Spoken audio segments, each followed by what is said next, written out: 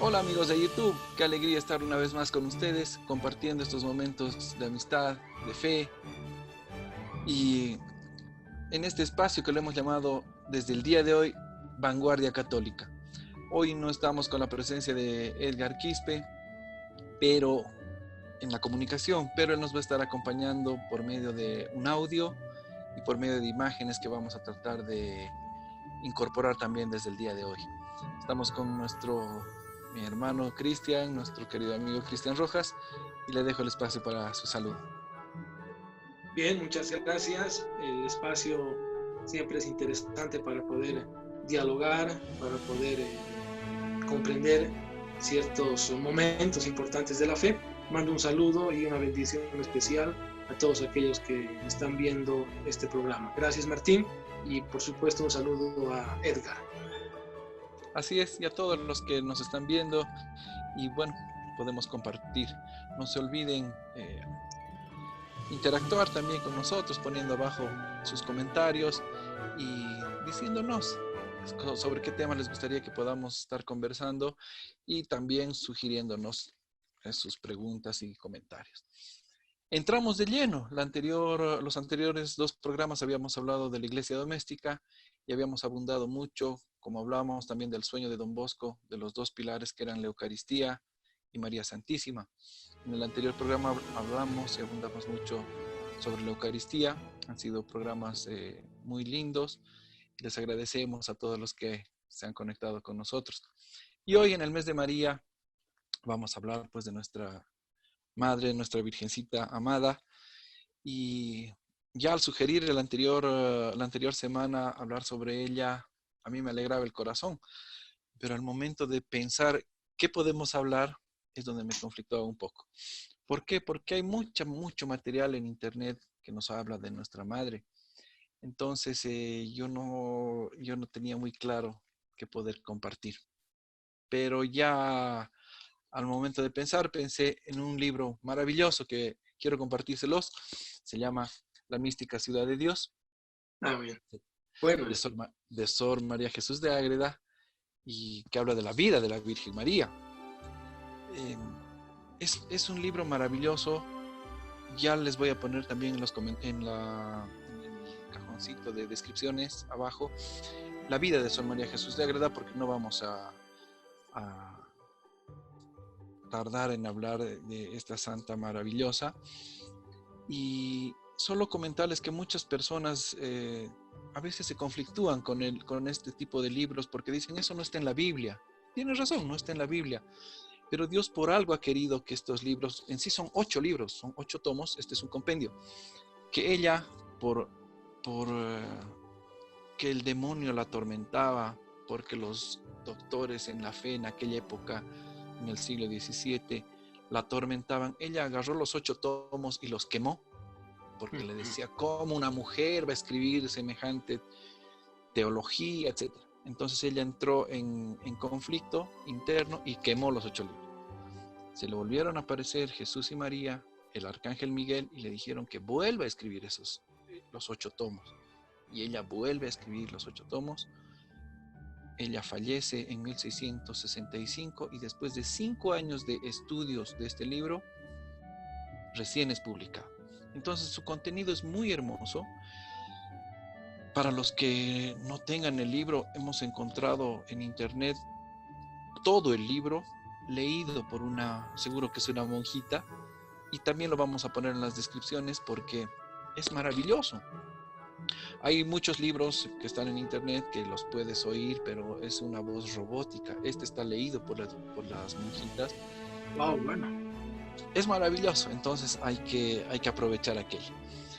Y bueno, yo quiero entrar de lleno y ya de una vez hablar sobre un capítulo, el primero, porque podíamos estar un año completo eh, hablando de cada capítulo y de cada maravilla que hay en este libro. ¿Qué quiero hacer? Simplemente leer o contárselos el primer capítulo, y voy a leer algunos fragmentos. Y ya de entrada quiero pedirles disculpas a ti, Cristian, a todos los que nos vayan a oír, a nuestra Madre Santísima, a Sor María Jesús, por la torpeza con la que voy a hablar, porque ella lo habla en un lenguaje muy hermoso. Ha sido escrito en castellano antiguo este libro, por eso hay palabras y datos que son extraños. Y lo que yo quiero es mostrar la grandeza de nuestra madre. ¿Para qué? Para que podamos ser defensores de su honra y del amor que le tenemos. Porque, como tú decías, Cristian, en la semana pasada hay familias que quieren ser huérfanos por voluntad propia, que la rechazan, que la insultan. Entonces es algo grave y este fragmentito que les voy a comentar nos va a ayudar un poquito a valorizar y a darnos cuenta lo grande que es nuestra madre. ¿Qué dice Sor María Jesús de Ágreda? En estos primeros capítulos habla sobre que nuestra madre ya había sido pensada, ya había sido concebida en la mente de Dios antes de la creación. ¿Por qué? Porque es una descripción de Dios en lo absoluto, de Dios Padre, Hijo, Espíritu Santo, donde Él hace un análisis ad intra y ad extra. Y al hacer el análisis ad extra, Dios decide que se va a manifestar a través de la segunda persona de la Trinidad, el Hijo, el Verbo, hacerlo carne, el Verbo humanado, lo que se conoce. Y seguramente concibe en su mente a Jesucristo hombre, pero también Dios, por lo que iba a tener la unión hipostática. ¿Qué quiere decir unión hipostática? Son dos naturalezas en un solo ser. Es como cuando agarramos dos plantitas, que son distintas naturalezas, las injertamos, tenemos una sola. Entonces, esta manifestación de Dios iba a ser a través de un hombre, con la unión hipostática. Pero para que este hombre nazca, tenía que nacer a través de una mujer. Y es ahí donde Dios, en lo absoluto, antes de haber creado nada, concibe en su mente a María Santísima, y no podía ser cualquier mujer la que iba a tener al Verbo humanado. Iba a ser la mujer más pura, más santa, y además que iba a ser la reina del cielo y de la tierra y de todo lo creado. Ustedes pueden revisar Proverbios 8:30, anótenlo, y van a ver, Sor María Jesús dice, estos versos de Proverbios son aplicables a este momento donde Dios concibe en su mente a María. Y bueno, luego prosigue ya directamente la creación en el Génesis 1, y ustedes ven que Dios crea el cielo, la tierra. En la tierra quedan unas cavernas, que más adelante vamos a tocar un detallito. Y al decir hágase la luz, y se hace la luz, no solo la hace para dividir lo bueno de lo malo, la noche del día, sino que al decir hágase la luz, el libro explica que se crean todas las huestes angelicales, los 9 coros y todos, ¿no? Los arcángeles, los ángeles, los serafines, los tronos, etcétera, en todos sus grados. Y describe que era una maravilla ver semejantes seres de luz tan cercanos al trono de la Trinidad y tan bellos y poderosos. Hay que remarcar que son muy poderosos. Y es ahí donde aparece Luzbel, que se ve tan hermoso. Con todo ese relato lo podemos seguir en la Biblia. Lo interesante que cuenta la ciudad mística de Dios, este libro, dice que Dios en la Trinidad se manifiesta a sus ángeles, a su nueva creación, y les dice que Él ha decidido expresarse a través de la segunda persona y hacer el verbo, humanar el verbo, la segunda persona. Entonces, les dice que esta manifestación va a ser a través de un hombre Dios, lo que habíamos hablado hace rato, y que va a tener la unión hipostática. Que ellos, los ángeles, deben adoración y respeto a la Santísima Trinidad. Y que también, como segundo decreto, que le deberán adoración porque va a ser su cabeza a de dos naturalezas. Todavía no se lo llamaba Jesús, no se lo llamaba Emmanuel, nada. Simplemente era este hombre Dios de dos naturalezas, que le deberán también adoración.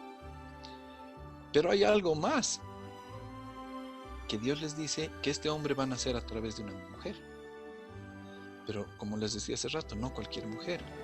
Una mujer muy pura, muy santa, demasiado humilde, y que también va a ser su cabeza, su reina y su señora. y que le van a deber obediencia y que le van a deber veneración. Es ahí donde explota la guerra en el cielo. ¿Por qué? Porque Luzbel dice, sí, adorar a la Trinidad, a la Santísima Trinidad, no hay problema.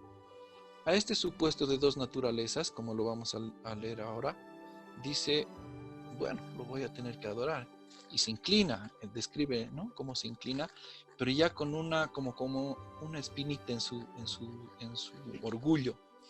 Pero cuando escucha que tiene que servir a María, a la madre del Verbo, lo vamos a llamar así, es donde él explota y dice, yo no puedo aceptar esto. ¿Cómo alguien inferior en naturaleza a mí, porque nosotros los humanos somos inferiores en naturaleza a los ángeles, cómo una inferior en naturaleza a mí la voy a venerar, la voy a obedecer? No, esto está mal. Y es aquí donde quiero entrar a leer textualmente, porque, como les digo, mi manera de explicarlo tal vez es muy torpe y ustedes se van a dar cuenta lo que quiero decir. Dice, y en cuanto al ser inferior a la madre del Verbo humanado y Señora nuestra, lo resistió con horrendas blasfemias, está hablando de Luzbel, convirtiéndose en desbocada indignación contra el autor de tan grandes maravillas, y provocando a los demás, dijo este dragón, injustos son estos preceptos, y a mi grandeza les hace agravio, y a esta naturaleza que tú, Señor, miras con tanto amor y propones favorecerla tanto, yo la perseguiré y la destruiré, y en esto emplearé todo mi poder y cuidado. Y a esta mujer madre del Verbo, la derribaré del estado en la que prometes poner, y a mis manos perecerá tu intento. Este soberbio desvanecimiento enojó tanto al Señor, que humillando a Lucifer le dijo, esta mujer, a quien no has querido respetar, te quebrantará la cabeza. O sea que desde el comienzo él sabe que esta mujer tan humilde, tan calladita, como la vemos en los evangelios, iba a ser la que le iba a pisar la cabeza. Y es ahí su miedo, su odio, la bronca que él tiene contra ella. Es por eso que en los exorcismos, cuando el exorcista dice, invoca la presencia de María, los demonios aullan, gritan y dicen, ella no, ella no. Y lo mismo pasa con San Miguel, que lo vamos a ver más adelante. Y dice, obró aquí el Todopoderoso otro misterio maravilloso, que habiéndose manifestado por inteligencia a todos los ángeles, el sacramento grande de la unión hipostática, les mostró la Virgen Santísima una señal o especie, a modo de grandes visiones imaginarias. O sea, les mostró a todos los ángeles el Apocalipsis 12, lo que Juan vio en el Apocalipsis 12. Esta mujer vestida de sol, la luna bajo sus pies, coronada de 2 estrellas. Y dice, y así les dio a conocer y representó a la humana naturaleza pura en una mujer perfectísima, en quien el brazo poderoso del Altísimo había de ser más admirable que en todo el resto de las criaturas, porque en ella depositaba las gracias y dones de tu diestra en grado superior y eminente. Esta señal y visión de la Reina del Cielo y Madre del Verbo humanado fue notoria y manifiesta a todos los ángeles, buenos y malos, porque ya con esta revolución que hizo Luzbel, se convirtieron con él millones y millones de ángeles muy poderosos, que son los que nos molestan, los que nos tientan, los que nos conocen. Y dice, y los buenos a su vista quedaron en admiración y cánticos de alabanza. Desde entonces comenzaron a defender la honra de Dios humanado y de su Madre Santísima. Armados con este ardiente celo y con el escudo inexpugnable de aquella señal, y por el contrario, el dragón y sus aliados concibieron implacable furor y saña contra Cristo y su Madre Santísima, y sucedió todo lo que contiene el Apocalipsis 12, cuya declaración, como se me ha dado, pondré en lo que sigue. Y continúa el libro con la descripción del Apocalipsis 12. Había preparado leer un poco más adelante la batalla que hay entre Miguel y Luzbel, No sé, Cris, si continúo o quieres hacer algún comentario acá. Tú me dirás si sigo o hasta acá hablamos esta parte para darle paso a Edgar, que nos va a hablar un poquito también de las apariciones marianas. Podemos continuar, es muy interesante el libro y muchas cosas que están en el libro que tienen concordancia con el texto bíblico. Ya de Correcto. entrada, Génesis 3:15, ella te aplastará la cabeza. Le dice Dios a la serpiente, y ella te aplastará la cabeza y tú tratarás de morderle el talón y pondré enemistad entre el linaje de esta mujer y el de la Ah, serpiente, entre claro, los esto hijos. ocurre con Eva, ¿no? Porque claro, el libro también explica que él creía que era María, pero eso es para otro tema y para Es otro para otro momento tema. que va. Queda muy bien y viene bien porque no tiene nada de contrario a lo que dice el texto bíblico, sino es muy bueno porque nos explica y podemos comprender esta situación. Correcto. Entonces continúo. Claro, por favor. Bueno, entonces es cuando se levanta ya ante tal conflicto que había en el cielo y tal rebelión, es que se levanta San Miguel. San Miguel Arcángel se levanta, pide permiso a la Trinidad para defender la honra de la Trinidad, del, del Verbo humanado y de esta mujer que iba a ser su reina y señora. Y dice en el capítulo 9 del libro, dice, y sucedió en el cielo una gran batalla. Miguel y sus ángeles peleaban con el dragón, y el dragón y sus ángeles peleaban contra ellos. Habiendo manifestado el Señor lo que está dicho a los buenos y malos ángeles, el santo príncipe Miguel y sus compañeros, por el divino permiso, pelearon con el dragón y sus secuaces. Y fue admirable esta batalla, porque se peleaba con entendimientos y voluntades. Yo entiendo que son entre blasfemias y alabanzas, pero claro, vemos en los cuadros muy hermosos a Miguel con una armadura que debe tener algún significado, su espada, etc. Pero el libro nos indica que fue la batalla entre entendimientos y voluntades. Y vamos a escuchar las cosas que decía Miguel y las blasfemias que decía Luzbel. Y dice, fue admirable esta batalla, porque se peleaba con los entendimientos y voluntades. San Miguel, con el celo que ardía en su corazón de la honra del Altísimo, y armado con su divino poder y con su propia humildad, resistió a la desvanecida soberbia del dragón, diciendo las palabras de Miguel: digno es el Altísimo de honor y alabanza y reverencia, de ser amado, temido y obedecido de toda criatura, y es poderoso para obrar todo lo que su voluntad quisiere. Y nada puede querer que no sea muy justo, el que es increado y sin dependencia de otro ser. Y nos dio de gracia el que tenemos, criándonos, dice así el libro, criándonos y formándonos de nada, y puede criar a otras criaturas cuando y como fuese su beneplácito. Y razón es que nosotros, postrados y rendidos ante su acatamiento, adoremos a su majestad y real grandeza. Venid pues, ángeles, seguidme y adorémosle, y alabemos sus admirables y ocultos juicios, sus perfectísimas y santísimas obras. Es Dios altísimo y superior a toda criatura, y no lo fuera si pudiéramos alcanzar y comprender sus grandes obras. Infinito es en sabiduría, bondad, y rico en sus tesoros y beneficios. Y como Señor de todo lo que nadie necesita, puede comunicarlos a quien más servido fuere, y no puede errar en su elección. Puede amar y darse a quien amare, y amar a quien quisiere, y levantar y criar y enriquecer a quien fuere su gusto. Y en todo será sabio, santo y poderoso. Adorémosle con hacimiento de gracias por la maravillosa obra que ha determinado de la encarnación y favores de su pueblo, y en su reparación si cayere. Y a este supuesto de dos naturalezas, habla de Jesús, ¿no? Pero lo llama así. Y a este supuesto de dos naturalezas, divina y humana, adorémosle y reverenciémosle y recibámoslo por nuestra cabeza y confesemos que es digno de toda gloria, alabanza y magnificencia, y como autor de la gracia y de la gloria, le demos virtud y divinidad. Con estas armas peleaba San Miguel. ¿Y qué replicaba Luzbel? Decía: injusto es Dios en levantar a la humana naturaleza sobre la angélica. Yo soy el más excelente y hermoso ángel, y se me debe triunfo. Yo he de poner mi trono sobre las estrellas. Pueden ver Isaías 14:13.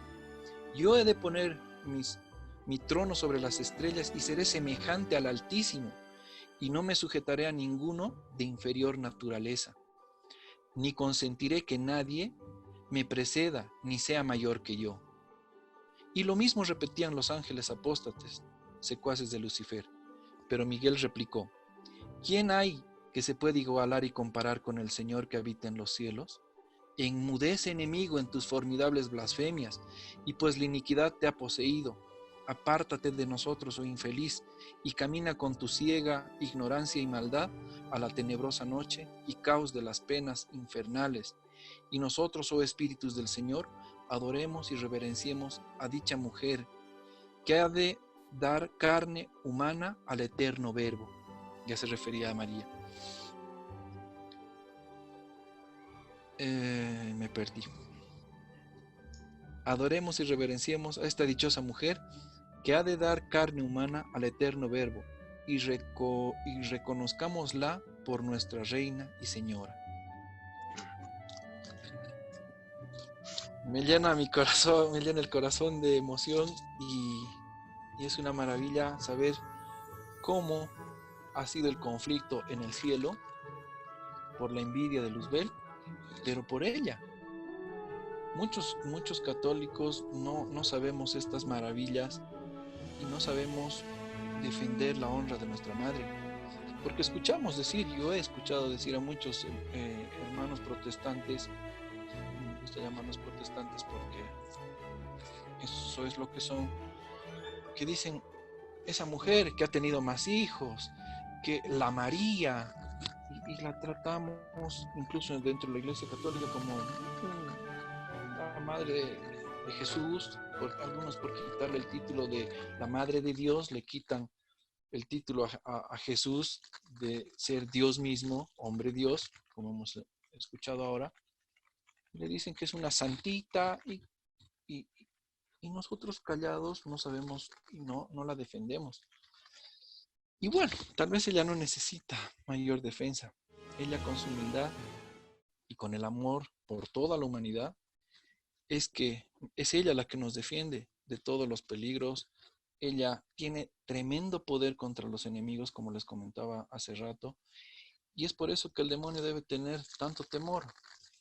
Hay un escrito de unos exorcistas, de un grupo de sacerdotes exorcistas, que hablan de estos libros. Hablan de la ciudad mística, hablan del libro que se llama Kempis, hablan de Ana Catalina de Emmerich, que el demonio dice que les tiene terror a estos libros y que trata de que nosotros los fieles, no leamos estos libros. Es por eso que los sacerdotes exorcizan los libros, se echan agua bendita, sal exorcizada, para que los podamos leer. Todo lo que hemos leído ahora también se los vamos a poner en las descripciones para que ustedes lo saboreen. Y acabo diciendo que se levantó Miguel con las palabras que significan su nombre. ¿Quién como Dios?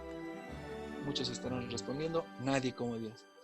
¿Quién como Dios? Significa Miguel, y él expulsa del cielo a los ángeles apóstatas, a Luzbel, que desde ese momento se llama Lucifer, y dice el Sor María Jesús que es San Miguel que le pone todos los nombres que tiene: Lucifer, ¿no? Satanás, la serpiente antigua, el dragón, etcétera. Todos los nombres que se ven en la Biblia los pone San Miguel.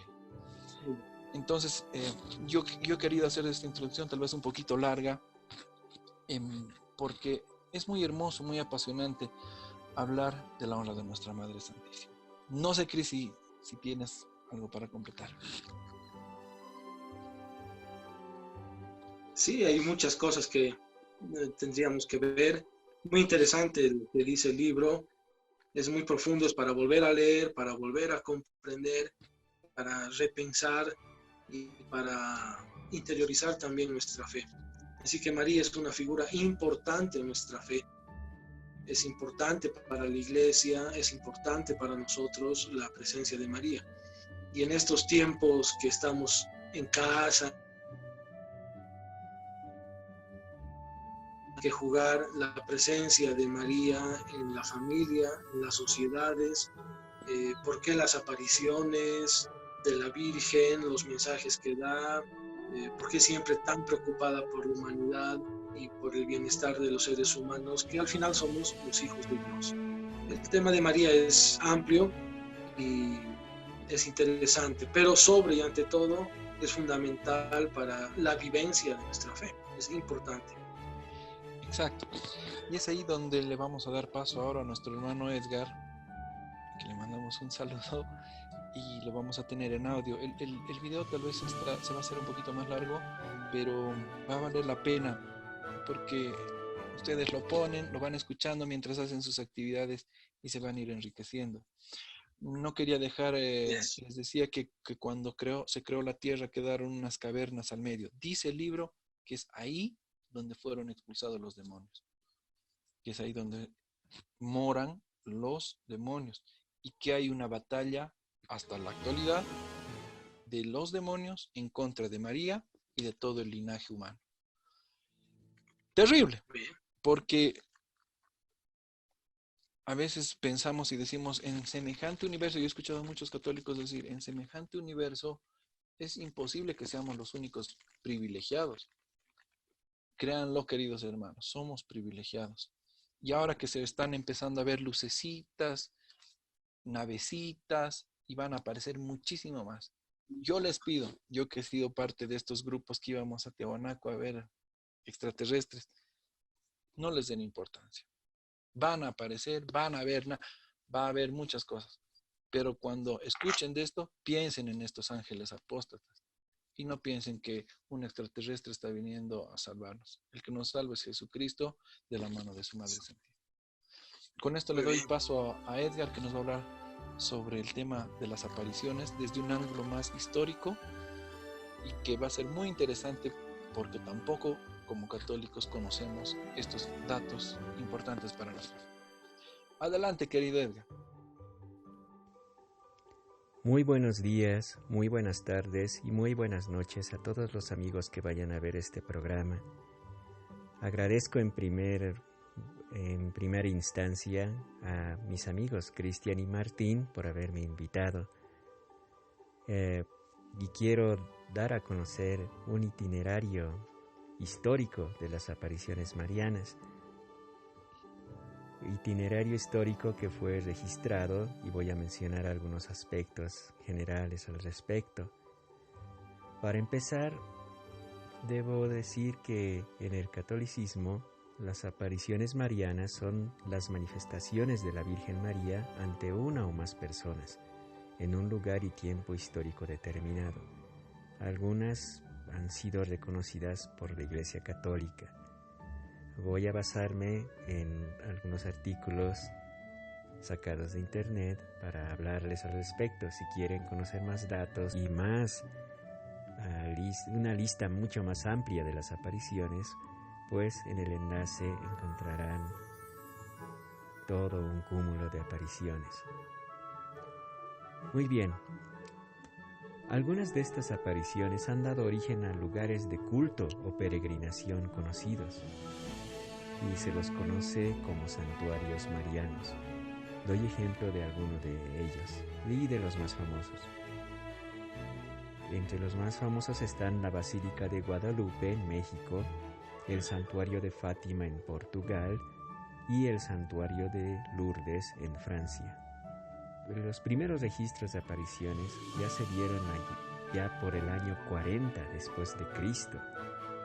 La primera aparición es la de la Virgen del Pilar, que se dio en Zaragoza, y consiste en que la Virgen María se apareció sobre un pilar al apóstol Santiago, que estaba justamente por esos lugares evangelizando a la población.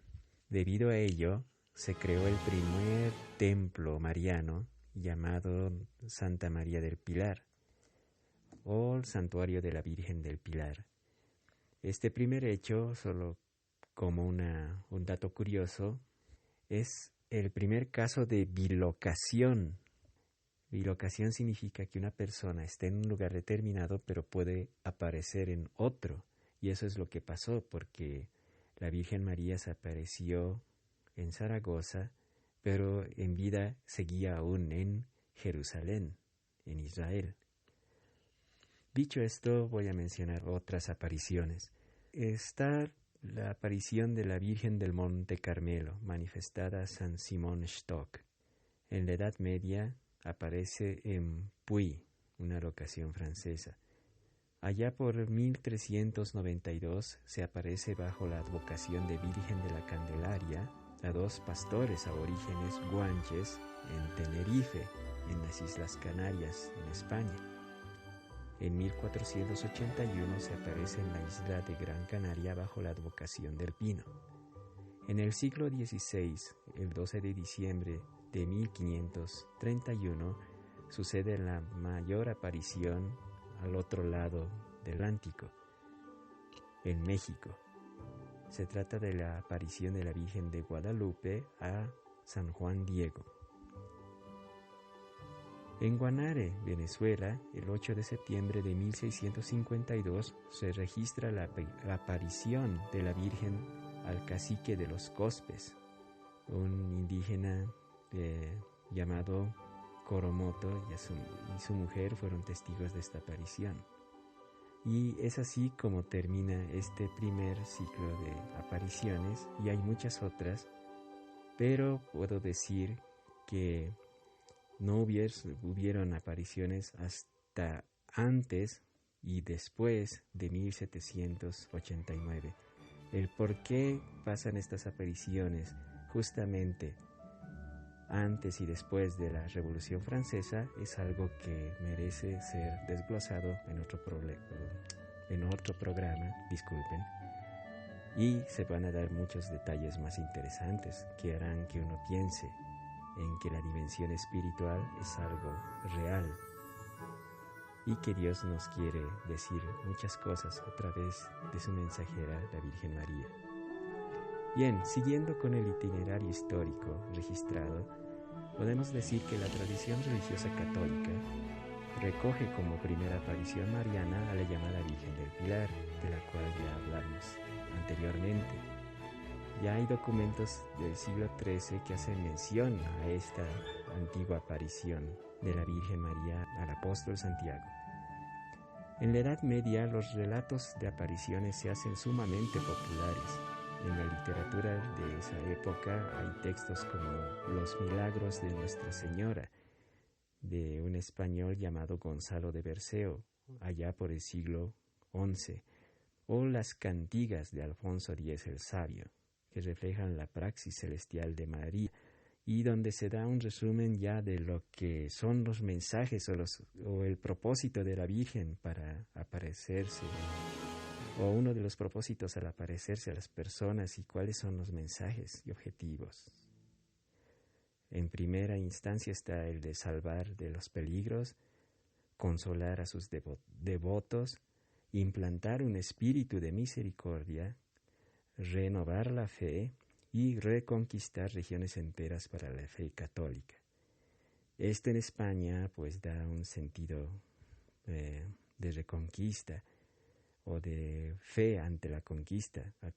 Acuérdense, queridos videntes, que España estaba invadida en esos tiempos por los musulmanes. Estamos hablando del siglo XIII. Aún mitad de España estaba invadida por los musulmanes y los cristianos en el norte combatían cada día a los musulmanes ganándoles territorios, en lo que se llama la Reconquista. Y bueno, hasta el siglo XIII las apariciones marianas tuvieron una fácil aceptación por la Iglesia. Habían resurgido santuarios, pequeñas ermitas en honor a la Virgen, en pueblos y aldeas. Pero un fenómeno que también mencionamos hace otros programas irrumpió en este periodo de la Edad Media, y nos referimos a la pandemia de la peste negra. La peste negra marcó un antes y un después en las apariciones marianas, porque después de la peste negra, un teólogo francés llamado Jean de Gerson marcaría una mentalidad ya restrictiva a todo lo que son las apariciones, ya que él planteó la exigencia de pruebas mediante un método de criterios de verificación de las apariciones. Hasta entonces, la manera de comprobar una aparición era la inspiración o el sentimiento o la intuición de que aquello que se revelaba era verdad. Pero después de ello se impuso una evaluación racionalista de estos hechos espirituales y ya no una evaluación espiritual.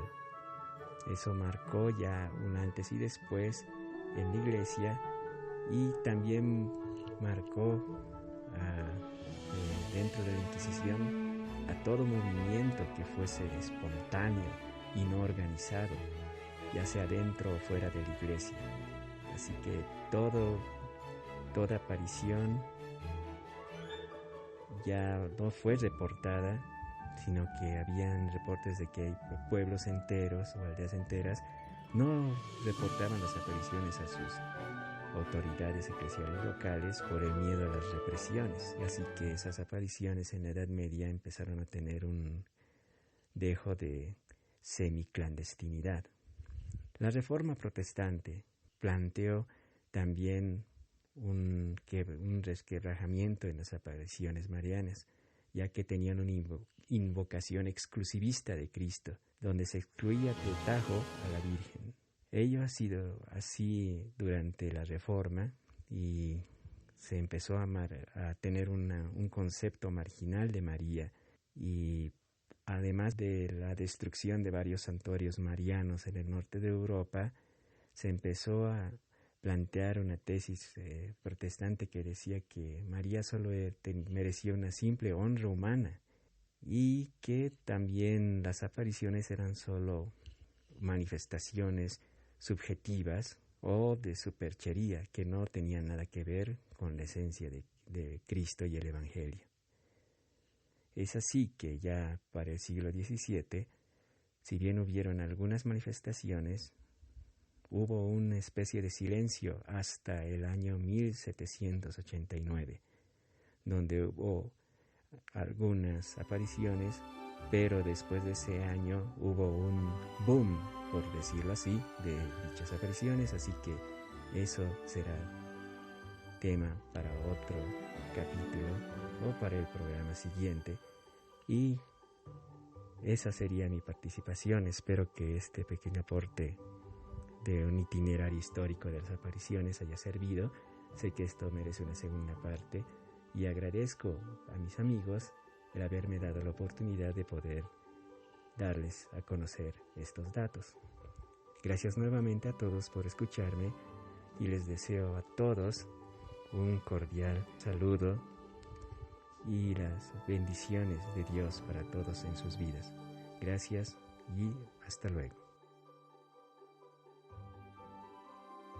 Pues bien, después de haber escuchado la intervención de Martín, Edgar, que nos explica sobre las apariciones, los años, el porqué de la presencia de esta mujer. Quiero llamarla así, mujer, porque así es como aparece en el texto bíblico. Y así es también como Jesús le llama a su mamá mujer en varias oportunidades, ¿no? Si leemos los evangelios, pues ahí podremos descubrir que él se refiere a María como la mujer. Y claro, al decir mujer, nos estamos refiriendo a la mujer de las profecías, a la mujer que iba a dar paso a la salvación nuestra, a la historia de la salvación. Y esa mujer es justamente María. Yo me pregunto siempre por qué Dios ha tenido que valerse de esta persona, de esta mujer tan importante, para que nazca su hijo. Porque tenía que hacerse hombre, ¿no? Tenía que ser hombre y no podría salvarnos y no podría de ninguna manera habernos podido redimir si no se hubiera hecho el hombre como nosotros. Jesús es hombre verdadero, semejante a nosotros en todo, menos en el pecado, porque Jesucristo lloró, porque Jesucristo tuvo compasión, porque también se enojó expulsando a los hipócritas del templo, A los mercaderes. los mercaderes de la fe, y porque sintió dolor y tuvo sed, y porque fue niño, porque nació, porque María lo crió, porque estuvo 9 meses en el seno de María, y la sangre que tiene o que tuvo Jesús es esa que le dio la Virgen María, y el cuerpo humano el que le dio la Virgen María. Así que el simple hecho de que nuestro Señor y Salvador haya nacido de María le da mucha importancia a esta mujer, a la mujer vestida de sol con las 2 estrellas. Ya Martín hablaba de el Génesis, este primer libro que aparece en el texto bíblico, de los orígenes de la humanidad, de cómo Dios pone orden al mundo, al cosmos, de cómo crea al ser humano a su imagen y semejanza. Y una parte importante, si queremos comprender la presencia de María, Génesis 3:15. Yo estoy seguro de que cuando Satanás vio a Eva, vio a María. Y tuvo esta confusión quizás de creer que Eva era esta mujer que le iba a pisar la cabeza. Por eso quizás seguramente arremetió con todo su furor y toda su ira para tentar a Eva. No sé, no vamos a decir en cuánto tiempo, porque el tiempo de Dios no son nuestros tiempos. Un día para Dios son 1000 años, un día para Dios no son de 24 horas. Así que el tiempo está ahí, pero el mensaje es lo que interesa, y es esta mujer la que pisa la cabeza de la serpiente. Y María le da una herida fuerte, una herida terrible, mortal a la serpiente, porque le pisa la cabeza, es una herida mortal. Mientras que la serpiente intentará morderle el talón, lo que significa que ese ataque no es tan importante, sino lo que prevalece aquí es que esta mujer es la que vence. Y eso nos dice Génesis 3:15. Además, una sentencia lapidaria contra la serpiente, cuando Dios le dice, y tú te arrastrarás y comerás polvo. Esta expresión de comer polvo es una sentencia oriental antigua que significa la total humillación y el total desprecio.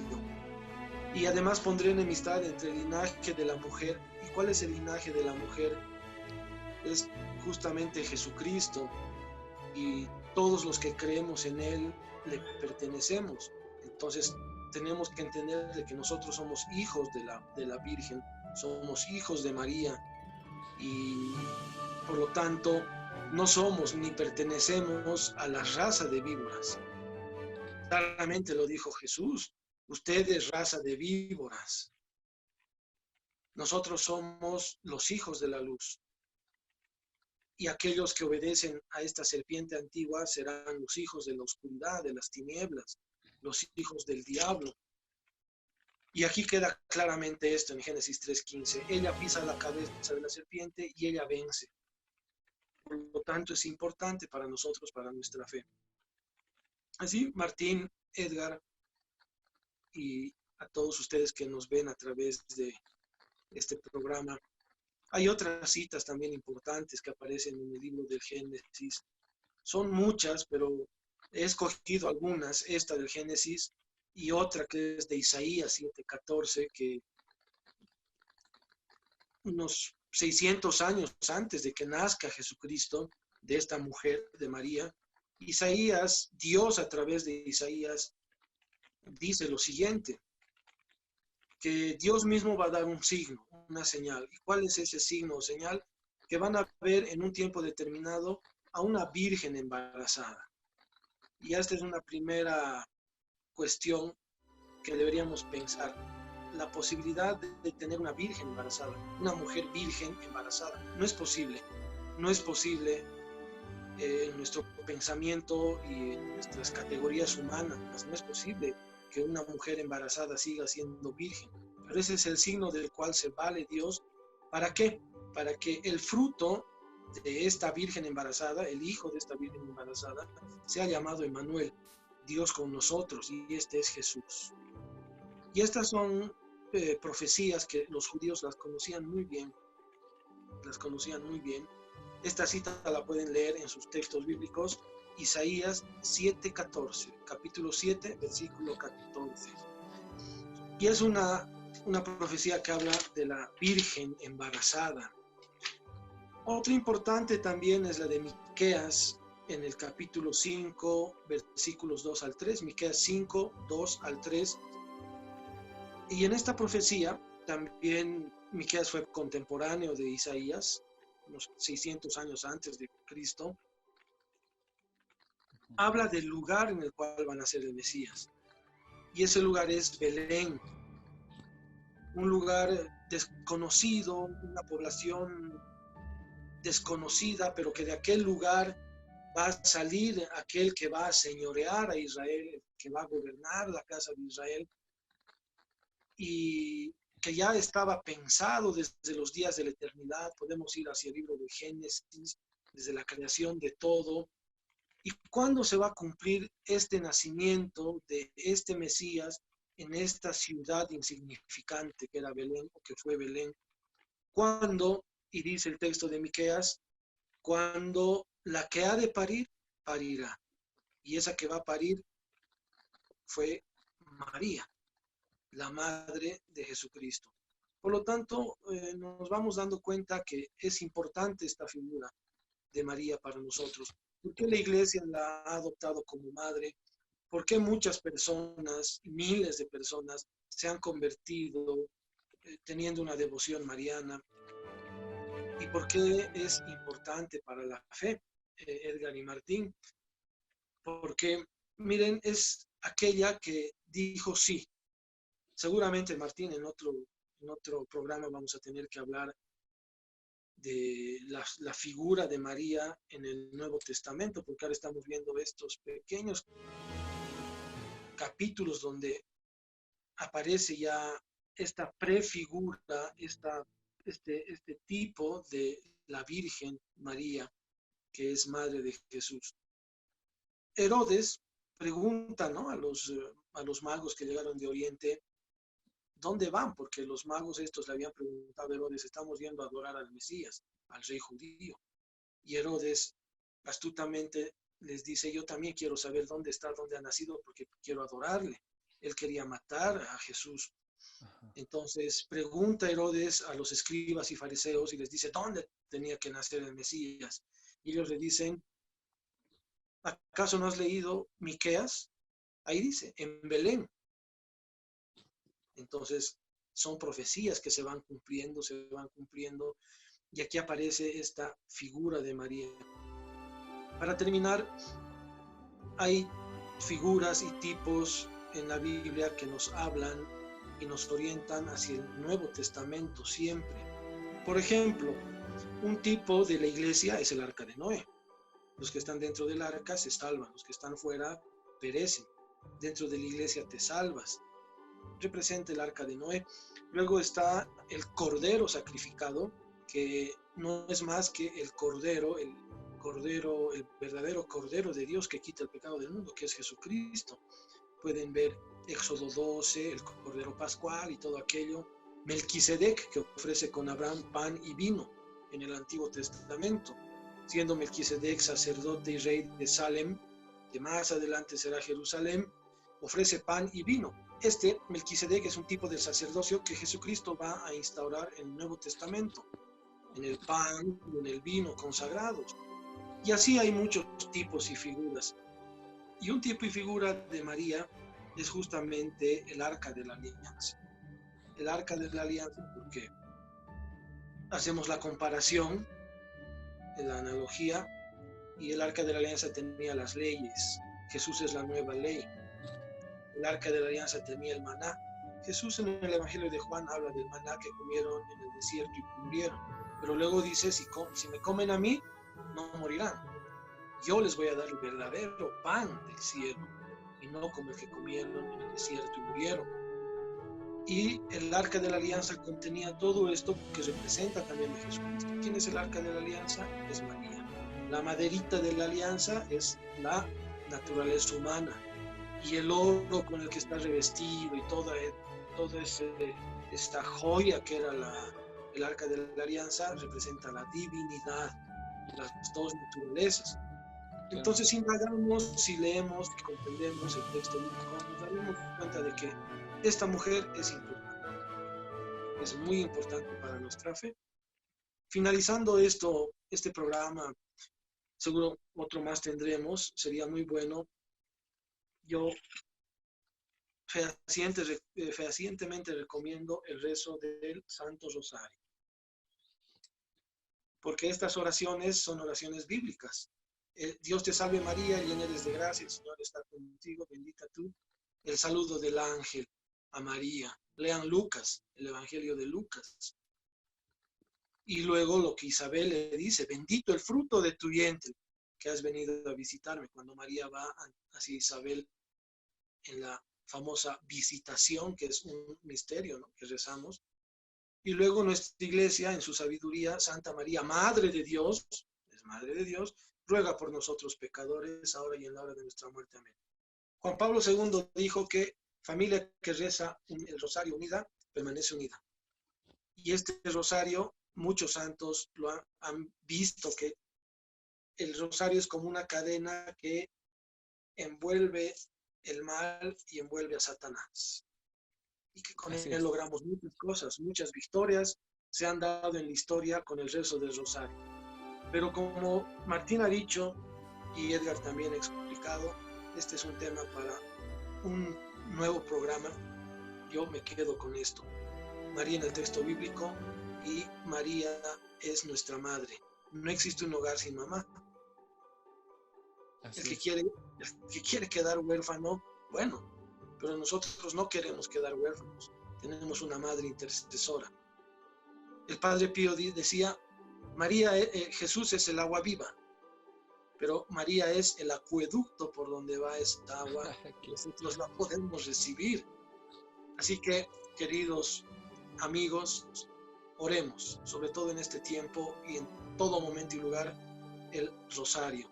Ahora que estamos en familia, podemos aprovechar este tiempo de cuarentena que vivimos aún y que ha posibilitado que nosotros también revaloricemos lo que tenemos y queramos compartirlo con ustedes. Martín, por favor, y anímense, porque bueno, sí parece que es un poco largo para los que no tienen la práctica del rezo del rosario, pero empiecen a hacerlo, mejor si es en familia, y van a ver que es una maravilla. En estos lugares de Sudamérica, nosotros transmitimos desde Bolivia, se habla de muchos trabajos a la Pachamama, que se hace brujerías, etc. Y mucha gente trata de solucionar el mal con el mal. A una brujería hacer otra, ir donde el brujo. No, queridos, es mejor rezar el rosario. Como decía Cristian, no hay mejor arma que ese rosario. Y como ya hemos escuchado, este programa ha sido muy, muy lindo, porque hemos visto el poder que Dios mismo le da a María Santísima, y ella se lo gana con su sí y con su humildad. Ya iremos viendo en el siguiente programa el valor de esa humildad. Como Edgar nos dice, durante todos estos años, desde el comienzo de la iglesia, ella ha estado apareciendo a distintos grupos y a distintos tipos de personas. ¿Por qué? Porque está al lado de nosotros, sus hijos, y nos cuida, nos protege y nos guía. Hasta nuestros días podemos hablar de muchas apariciones.